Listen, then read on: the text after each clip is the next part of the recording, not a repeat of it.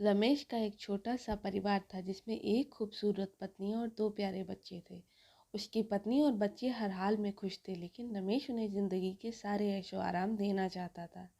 इसके लिए वह प्रतिदिन 16 घंटे से भी अधिक काम किया करता था। दिन भर ऑफिस में काम करने के साथ साथ वह सुबह और शाम ट्यूशन सेंटर में ट्यूशन भी पढ़ाया करता था। वह सुबह सुबह घर से निकल जाता और आधी रात के बाद घर लौटता था।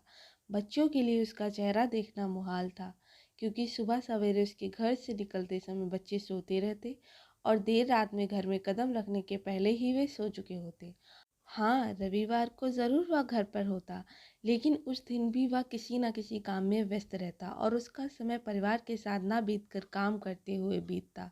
परिवार उसके साथ क्वालिटी टाइम बिताने का बस इंतज़ार करता रह जाता। पत्नी अक्सर उससे कहा करती कि उसे घर में वक्त बिताना चाहिए, बच्चे उसे बहुत मिस करते हैं। उस वक्त वह यही जवाब देता कि ये सब मैं उसके लिए ही तो कर रहा हूँ। बढ़ते घरेलू खर्च और स्कूल खर्च के लिए मेरा ज़्यादा काम करना ज़रूरी है।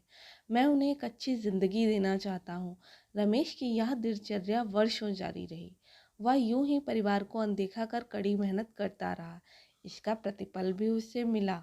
उसे पदोन्नति प्राप्त हुई, आकर्षक वेतन मिलने लगा। परिवार अब बड़े घर में रहने लगा। खाने पीने और अन्य सुविधाओं की उन्हें कोई कमी ना रह गई। लेकिन रमेश का यूं ही काम करना जारी रहा। वह अधिक से अधिक पैसे कमाना चाहता था। पत्नी पूछती कि आप पैसे के पीछे क्यों भाग रहे हैं, हमारे पास जो है हम उसमें खुश रह सकते हैं। तो उसका जवाब होता कि मैं तुम्हें और बच्चों को दुनिया जहाँ की खुशियाँ देना चाहता हूँ। बस कुछ साल और मुझे मेहनत करने दो। पत्नी चुप हो जाती। 2 साल और बीते। 1-2 सालों में रमेश बमुश्किल अपने परिवार के साथ समय बिता पाया होगा। बच्चे अपने पिता को देखने, उनसे बातें करने को तरस गए। इस बीच एक दिन रमेश की किस्मत खुल गई। उसके दोस्त ने उसे व्यापार में हिस्सेदारी पेशकश की और इस तरह रमेश एक व्यवसायी बन गया। व्यवसाय अच्छा निकला और रमेश को पैसों की कोई कमी नहीं रह गई थी। उसका परिवार अब शहर के सबसे अमीर परिवारों में से एक था। उसके पास सभी सुख सुविधाएं और विलासिता थी, लेकिन अपने बच्चों से मिलने का समय उसके पास अब भी नहीं था।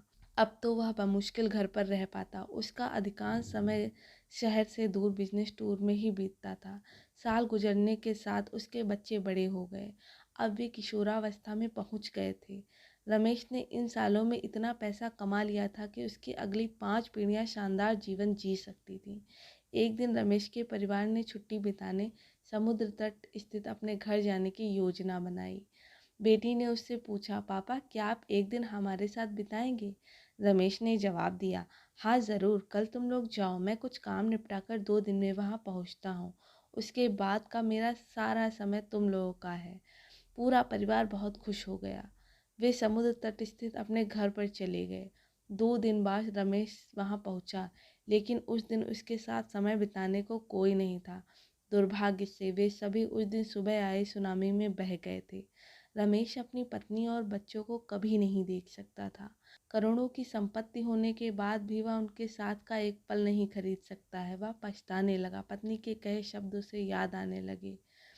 आप पैसों के पीछे क्यों भाग रहे हो? हमारे पास जो है उसमें हम खुश रह सकते। सीख, पैसा सब कुछ नहीं खरीद सकता, इसलिए पैसों के लिए अपने परिवार को महत्व देना कम ना करें। पैसा खो देने के बाद भी कमाया जा सकता है, लेकिन परिवार नहीं। अगर आपको ये स्टोरी पसंद आई हो तो प्लीज़ वीडियो को लाइक करें, शेयर करें और चैनल को सब्सक्राइब करें। Thank you.